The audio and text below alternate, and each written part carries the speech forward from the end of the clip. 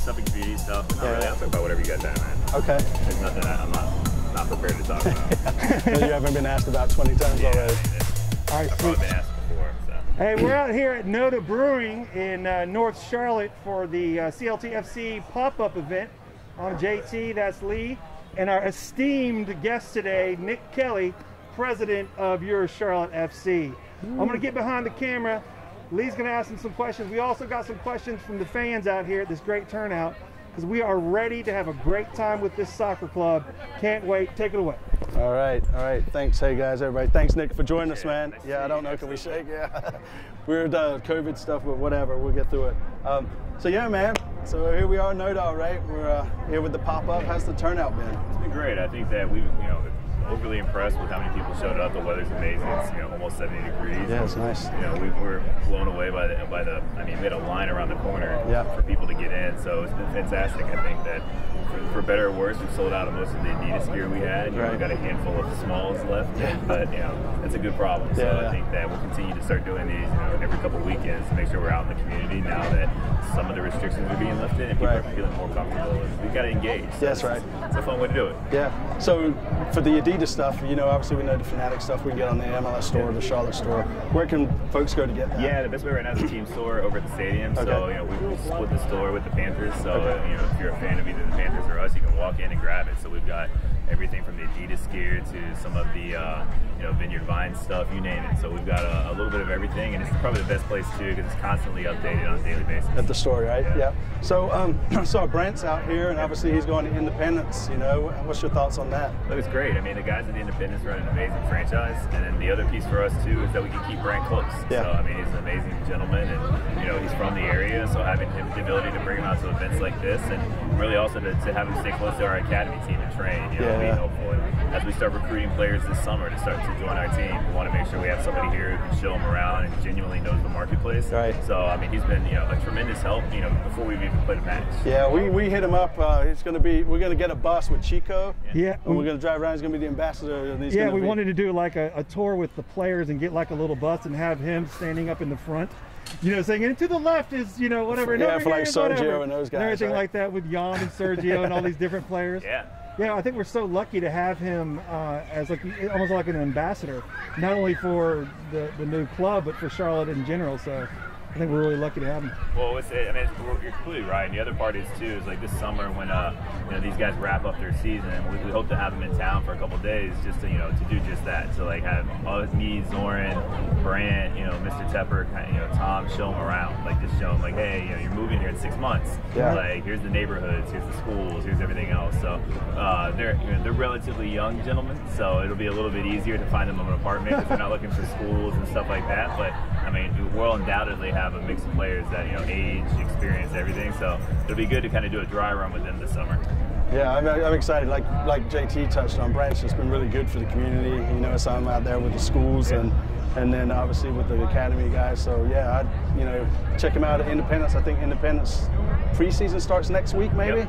So they're already training, and I think the season starts here towards the end of April. Right. So they'll be up and running. So could we expect more kind of a relationship with Independence and Charlotte FC like that, or? Yeah, I mean, look, we're looking across the board between the Independents as well as we have to have great relationships with the Charleston Battery and the Fusion and everybody in CFC. So it's important for us to across the board maintain those relationships because from an academy standpoint, all the way up to this year's a little bit of unique where we put players on loan. Right. But it's important for us to be able to work with them to identify talent. Yeah. So I think that we'll probably have a relationship across the board, across the entire state. But also obviously the convenience of the Independents literally being right down the street. We're obviously gonna have a great relationship with them. Yeah, I know. It'd be nice to be in the Memorial Stadium too. I know that thing's been. The renovations look amazing. That place should be awesome. Yeah, first gig. That's right. Well, so speaking of renovations, that was one of our questions.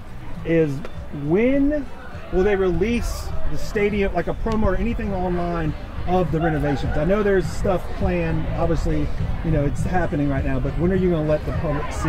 Yeah, we'll probably have something out within the next 2 to 3 weeks. So we obviously have to work to make sure the city's on board with some of the renovations we have, and even more so the MLS, right? Because I think that they need to make sure it's up to MLS standards, FIFA standards, everything else. And we're very excited about what we have. I mean, we'll have the best locker room in the MLS. We'll have one of the nicest players rare entrances from like the midfield and all of sports, not just the MLS. So like we're really excited to kind of unveil that, because I think it answers a lot of questions of like what are we investing behind, what are we doing to bring this soccer to Bank of America. So within the next, call it 2 to 3 weeks, it'll be out there. We've got everything from videos highlighting what the experience is going to look like to really sexy rendering. So it's across the board. So we're excited.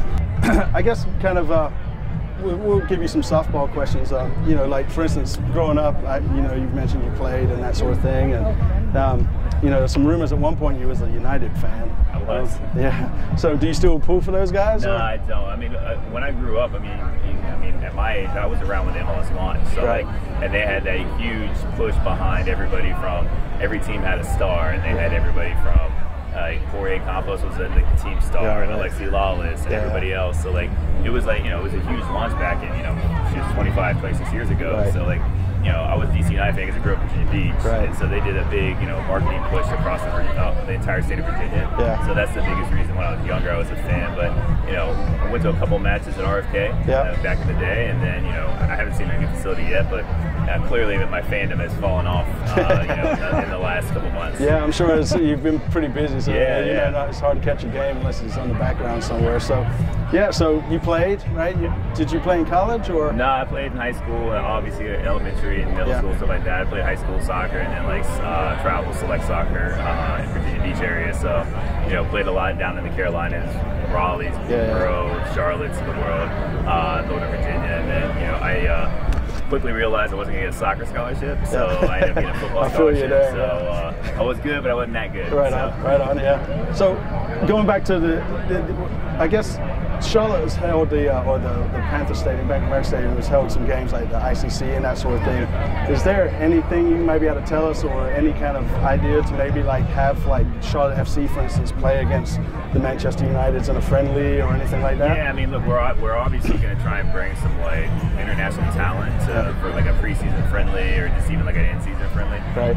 Right now, I mean, we're having open conversations with everybody from EPL, La Liga to Liga MX. Right. So we're looking across the board. I think we want somebody who wants to come in and bring their first team. I think that some of the challenges you see sometimes with these friendlies is that a big European club will come, but they're starting 11 don't show up. That's right. Bring half their reserves. So we need a team to come who's actually going to compete. So that's really where the negotiations are now. But I would expect that in February of next year, prior to first kick, we'll have a friendly between somebody that everybody gets excited about. And also it's good for all of us, from fans to even the stadium and us, to do a dry run. Right. So basically hey, let's turn on the lights, let's lay down the field, let's get everybody work out the cobweb, so when we have our first match, it's not the first time. Ready to go. I will say it looked very impressive yesterday out there. That pitch was nice and pristine. Yeah, look, it's fun. I mean, the stadium itself will be, the field will be amazing. I think that the one piece is that it's fun to have fans out there on there. Yeah. It's kind of sacred ground on the Panthers side. But for us, it's we want everybody to feel like they're a part of it. Yeah. It's fun to have a logo on center field. We clearly won't have that whenever it has, but it's great for pictures and families and stuff like that. So it's been fun. Yeah, I appreciate the invite yesterday. One of the questions from the fan is, what are your expectations for the fans in the upcoming season? Yeah. As in, what do you hope to see and hope to bring out? And today is a testament to people being ready for it. Yeah, I mean, for us, we've got to do more on our side to create opportunities for fans to come out and celebrate the start of the franchise. So you'll see a lot more of us doing and activating around big moments in soccer calendar. So everything from the Europa finals to you'll see us doing stuff with Olympic soccer this summer, kickoff for MLS, MLS All-Star game. We're gonna do stuff around the soccer calendar because our diehard fans know they probably have another team that's an EPL team or a Liga MX team. So it's up to us to kind of help celebrate that with them, but also educate our new fans who may not know as much about the MLS calendar, that may not know as much about how the MLS works, to kind of do a little bit of a fun 101 around events like this. So anytime we get involved beer and dogs and have our players out here, family, it's awesome. Players, beer, dogs, family equals fun. Yeah. It's not hard. It's not rocket science. We've got to be out there. So that's what our plan is. So you touched on the MLS calendar, right? Obviously, it's a little different, pretty much than the rest of the world on the time frame. And there's been a lot of talk of mergers of with the MX and that sort of thing. Any thoughts on that? Yeah, I mean, obviously, I'm not. That's a league conversation, but obviously, anything that helps us grow the sport of soccer in the United States would be, we'd welcome. I know that Don Garber and Mark Abbott, Gary Stevenson, and those guys are constantly looking at ways to grow the game. They're having their broadcast negotiations now for who's the right broadcast partner to take us into the World Cup and everything else. So I think that you'll see those types of conversations. Like I said, we're actively looking at like a Liga MX potential partner to come in and have a friendly match with some of these other European teams, because we need to find ways to grow this, because very few people just follow one soccer team. Right. Most of them have an MLS team and then they have something else. Yeah. So we need to make sure that we can cater to both, and we're not just head in the ground, only Charlotte FC, and that's it. I mean, Charlotte FC is the best team. Other than Spurs, folks. We got a head start. Yeah, that's right. Nick, what were you most excited about when you realized that that Mr. Tepper, DT, was going to hire you, and that the opportunity you knew was coming your way? Yeah, I mean, I think the most exciting part is just that, when I started, there was only a handful of people here, and just knowing that, the resources that are available on the Panther side to help until we get off the ground has been extremely, beneficial. And the most exciting part is like, he's passionate about it. This isn't like a pet project for him. Like, he's, heavily engaged.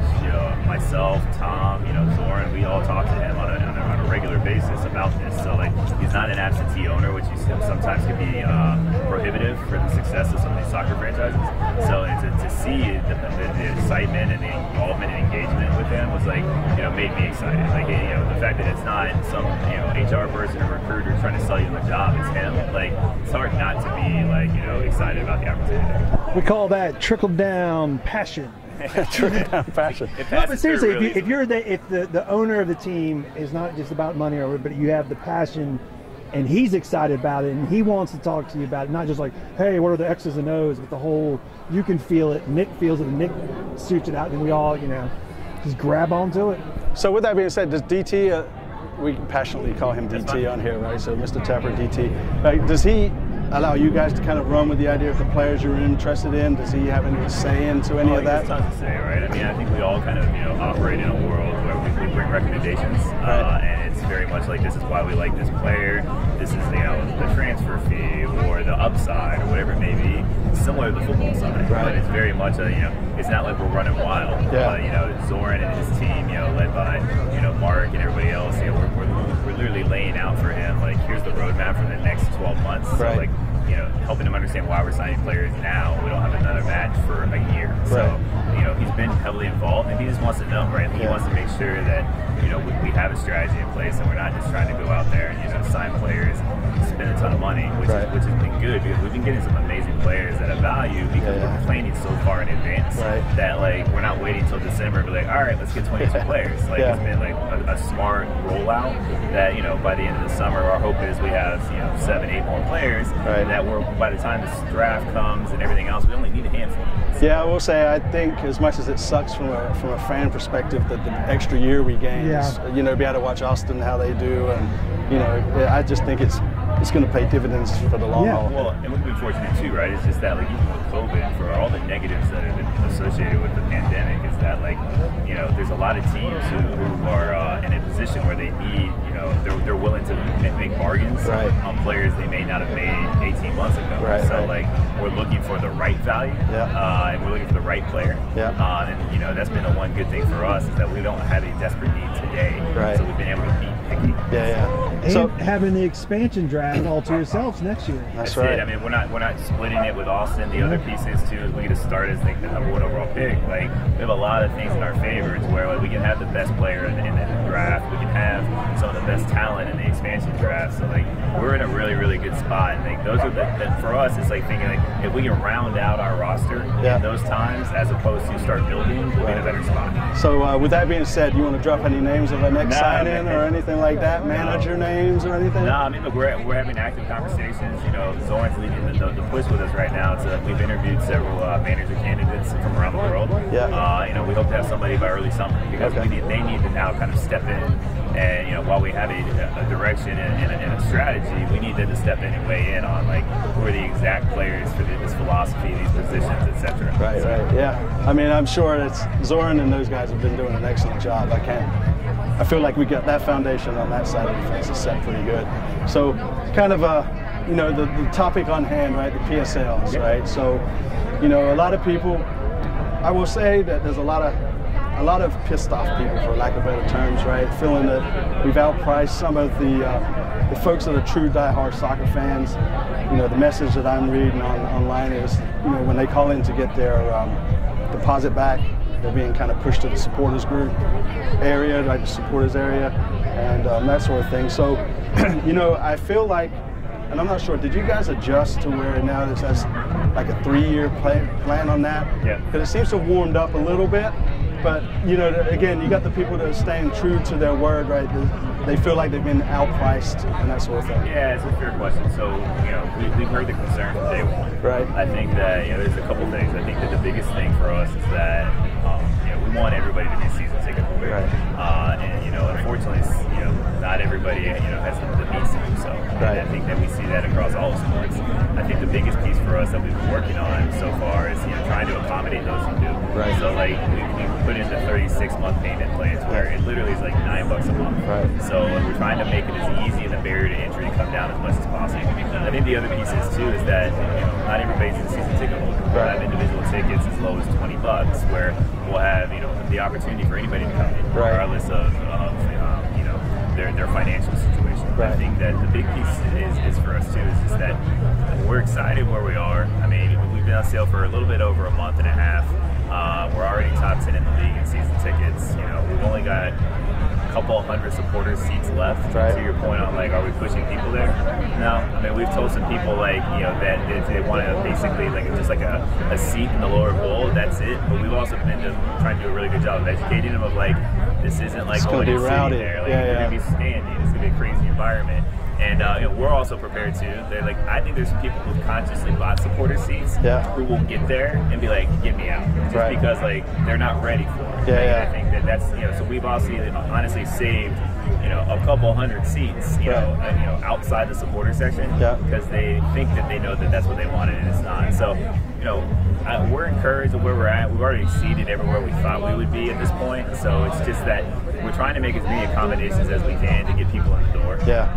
But I think that when we release the renderings in a couple weeks, I think people will see where the investment's going. It's not everybody. I've seen all the social conversation of like we're pocketing it. We're not. I mean, every dollar is being reinvested, and even too like the membership fees that we have on the supporters. Like the money will literally be handed right back over to the supporters group, the supporters council, to build out tifos and all the smokes and signage and everything else. Like we're not keeping the money. So like I think that's maybe the misconception across the board is that as somebody said online the other day, it's like we're lining our pockets. Like it's literally a pass through back into the stadium to increase the soccer presence for the upcoming season. Yeah, so I think some of the big things is obviously why Charlotte has to be the first for PSLs, right? And I'm not sure if the MLS even had to approve of you guys doing the PSLs. And then secondly, it's like how can you charge that kind of money, if you will, for a product that hasn't even happened yet? It's fair. Look, I think it's 2 points. Is if you look at our ticket prices, they're not the highest in the league, but they are high. Right. I think that the other part is we're charging 22 prices. Right. So when you look at some of these other markets and they're putting their prices up this year, they're charging 19 or 20 prices in 21 because they haven't had matches in a year and a half. But you better believe that if some of these markets do well this year when the pandemic comes back, their prices are going to be where ours are next year. So we're future pricing. Right. The tickets, I feel the ticket prices, that's a whole separate kind of thing, right? Because obviously, like you said, right, the 2022 is what we're selling versus comparison today is the 2021. But the PSL side of it, the decision was made for whatever reason, right? We could have called it member fee, inauguration fee or whatever. But the point is like, a family of 4 wants to take their kids out. Obviously, they don't want to be in the supporter section. They want to get support. They want to buy these PSL seats. But you're looking at like an $8,000 layout, right? And that's a chunk of change. It's a lot, right? I think that we understand the investment that we're asking people to make. I think it's just at the same time, as what we're also trying to communicate is that, we'll have single games. You don't have to make that upfront investment. I think that your question earlier about like why are we the first, I think it's just because look, we're trying to invest in the team. I think that you look how much our owner pays for the expansion fee is the highest in the league. Right. You look at like what we're trying to do from a stadium standpoint. No, we haven't built a new stadium, but we're going to basically invest all that money to be soccer specific. So like we have the benefit of literally taking this and recreating an existing stadium for it. But the thing is that we're investing close to $50 million to make this behind it. And and if you look at the outlay over the last 2 years, we just spent $300 million buying a team and another 50 on building. Renovating the stadium. It's like I would argue there's very few owners in the league right now that would have the the wherewithal to be able to do that. Right. We're doing it, so it's just that I think that for us to continue to do that, plus invest in players like this summer, in this off season, like we have to be smart. I mean, I think that's the PSL piece is just that like. We're the first. I promise we won't be the last. Like I think that we're willing to do whatever it takes to move the league forward. Right.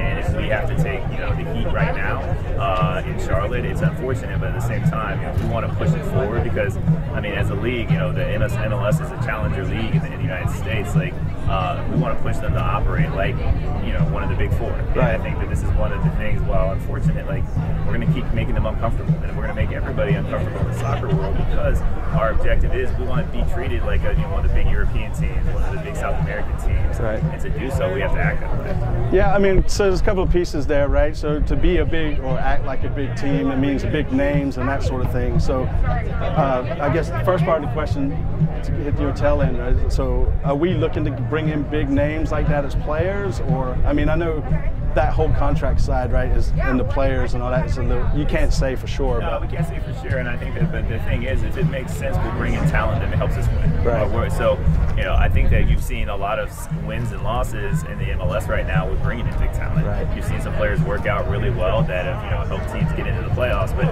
there's very few scenarios where a single person's come in and brought them an MLS Cup. Right. And I think that where you've seen the right investments across, even teams like Atlanta and some other places that even LAFC a little bit was they would go invest in 3 or 4 people in that mid-price range that are international talents in their young 20s, as opposed to the guy who's in the back end of their career in their late 30s. Right. So I think you'll look for us to invest in those guys that are on the front end of their career, that are a rising star, as opposed to getting somebody on the back end. Right. So, and when we say investments, we're not going to go pay them $15 million like you're seeing some of these other teams do. We're going to go get these guys in the earlier part of their career. Right. But it's going to be big investments, but big is, I guess, kind of up for everybody else's side. Right. So going back to the PSL part and how Charlotte is trying to move the league forward, right?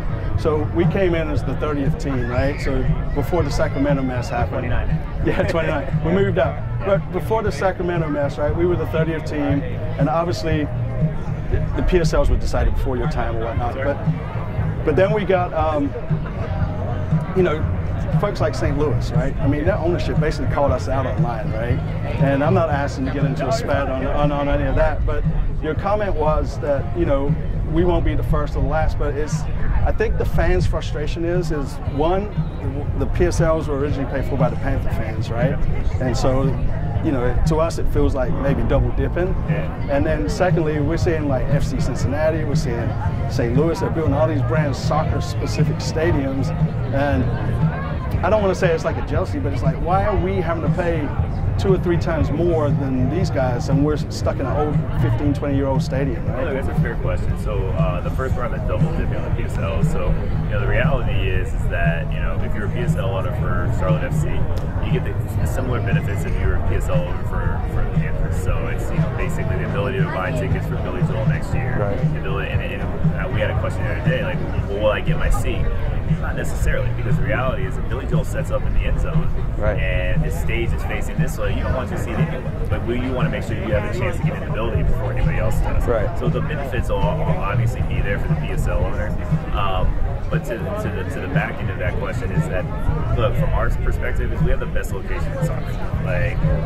It's a very hard conversation for us to have of where would we even build another stadium? Like right now, we're focused on making, not only Bank of America a great soccer facility, but back in 3-4 years ago, all we would have is 10 Panthers games, and that's it. Right. Our goal is to have 50 events a year there. So we want to have soccer, football, international soccer, high school, college soccer, and so for us to do that, like why we don't really want to give up that location because it is probably one of the best locations in sports. Right. And the facility itself is while it's 25 years old, right. we're in a position where we're investing the money to fix the problems that make it a better place for us. So right. We'll have a long-term conversation further down the road as it relates to where we would invest, renovations, new stadium, etc. But I think once everybody sees the actual renovations we have, they'll kind of get it. Right. Of like, this will feel like a new environment for everybody. Right. Okay. Hold on, Lee. You took the PSL thing to the ground. Lee took it to the ground and just been beating it. Well, I promised the folks out there I would push Nick on it. You done your due diligence. You got one more question on the PSL? Well, I mean, kind of segueing off of the PSLs, right? So, I mean, the frustration, other than the price of it, right, has been the transparency with the club, right? Me personally, I found out there was block sections, right, which I'm understanding now is for Boy Scouts, churches, schools, and that sort of stuff. It's like, where is that information for the public to find? I think it's a good question because we do have plans, and then we talk about accessibility and those types of things.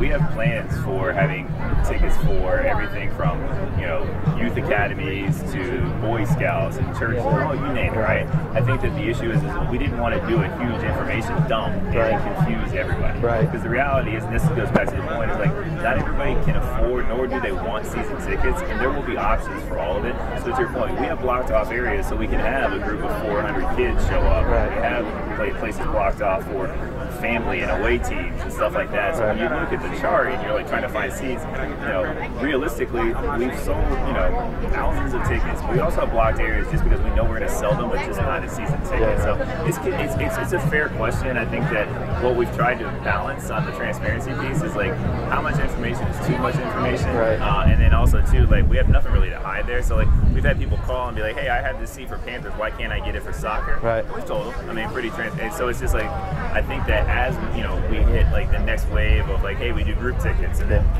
in January of next year we go on single game ticket sales, it'll be able to see where all the options are, but we can't really tell you today, not because we're not being transparent, but we just don't know. Because if we hit a season ticket mark in the next couple months higher than what we expected, we may have to shuffle. Right. Because when you're trying to plan 34,000 lower bowl seats and potentially some upper bowl, the reality, it's a puzzle. Right. Because even the hard part now is that it's a fresh start, which is exciting, but it's also challenging because you don't want a group of 4 and then we skip a seat and there's a group of 4 and then I got a single ticket. So it's the shuffle a little bit has been challenging on a daily basis. Right.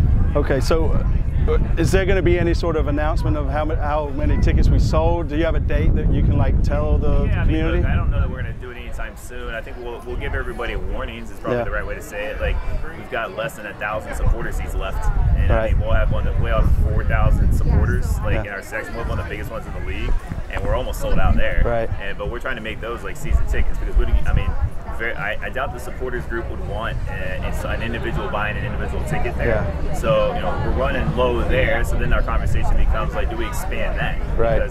So these are decisions if that were to happen, we would have to have a couple hundred independent conversations with these people who are next to the supporters section and be like, hey, I need to move you already. Right. But that's kind of where the balance is. That's why we're not rolling everything out at once, because if the supporters section gets too big, which it may, is we will have to start expanding it out.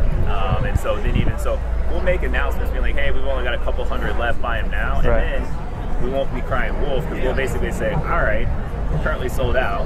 What can we do now? Right. So those decisions will happen and trickle out. I think that our other hope would be too is we had 10,000 deposits, right? So our goal is getting through those too. So what's the conversion rate on that? Can you say? I can't say right now.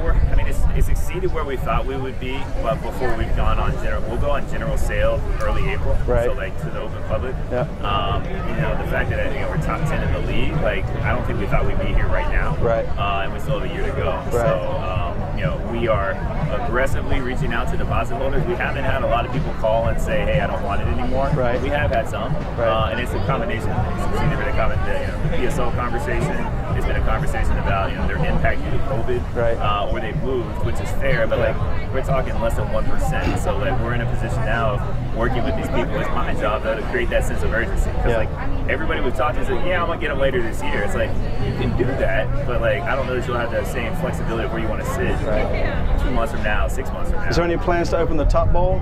Yeah, look, I mean, for the first match, we'll for sure have it open. Yeah. And I think it's just, in talking with the Atlanta, Seattle's of the world, the way they've, kind of informed us how to do it is that you just pick the right matches. So, like, if we play Atlanta in June, like in a night match, it will open the top. Under the lights, that would be awesome. Like, if Nashville becomes a rival or something else, we'll do it. I think it's just, but we won't do it full time because, one, we don't want 35,000 people spread out. We'd rather have 35,000 down low. And so for us to create that environment, we're going to try and pack the lower bowl. I mean, if we pack the lower bowl, we'll be the only people that would be in front of us would be Atlanta. And that's just because of size. Like their lower bowl is roughly 40,000. Screw that city. Screw that city. That's right. So, all right, man. I pushed you as hard as I can on the PSL. So, anything you want to say to the community? I gotta get my questions in. JT got a question. All right, take a breath. Take a breath. Take a breath. You did really good. All right. For one that never went to journalism school. He did. He did. Really hard. Appreciate it, man. So, Nick, man, we'll wrap it up. So, anything you want to say to the community, like No, look, I appreciate you guys coming out and all the support you guys continue to have. The conversations you've had with other people in the community, obviously Brand, our team. We really rely on you guys to kind of get this out there. Like the conversation we had today was a good one. Like it's the ones that need to be had. And we really don't have anything to hide. So I think it's important that one, that we continue to like make sure the fans know what's going on, but more importantly, like support you guys and get you guys what you need, because we need to make sure everybody knows we have 11 months and it's going to take everybody to be good, everybody to get off the ground. So we appreciate all the support. Yeah, man. We're really looking forward to developing our own, Charlotte FC fandom and how that is and what that looks like in the modern soccer MLS world. Yeah, hopefully it gets up and running fast. I mean, I'm just excited to host even just like an academy match at the stadium, just because like at this point, just to get some bodies in there will be exciting. So we're trying to do some stuff in the fall just to get some people in there, get them excited. Like even when we have events like this and it's all crowded, you're just like, man, like if we could actually just put something on the field right now, it would be exciting. Actually see some soccer. Yeah, no kidding. People are dying for it. But to that point too, is just start test running the stadium. Yeah, that's it. I mean, our guy, we were hiring operations guys who've run NLS and stuff like that. So like, it won't be anybody's first time. But to your point, like even people to be able to come in the stadium and not see lines on the field, like it'll be good to get that up and running. It'll be fun. Well, appreciate your time, Nick. Yeah, Thank you, Nick, man. Thank you, sir. for being available for us. Yes, absolutely. And we'll talk to you in the future. We definitely want to get in the stadium at some point and get some shots of things once 100%. After this Top Golf thing, we'll get you guys in there. Yeah. Oh, yeah, that's right. You're doing that Top Golf stadium tour. Sweet. Well, thank you for your time, sir. Thank you, guys. CLTFC Fan TV, for the fans, by the fans. Peace. All right. Sweet. Yeah. Thank you, Nick. Cool, man. Hey, thanks, Nick. Absolutely, I appreciate it. Anytime.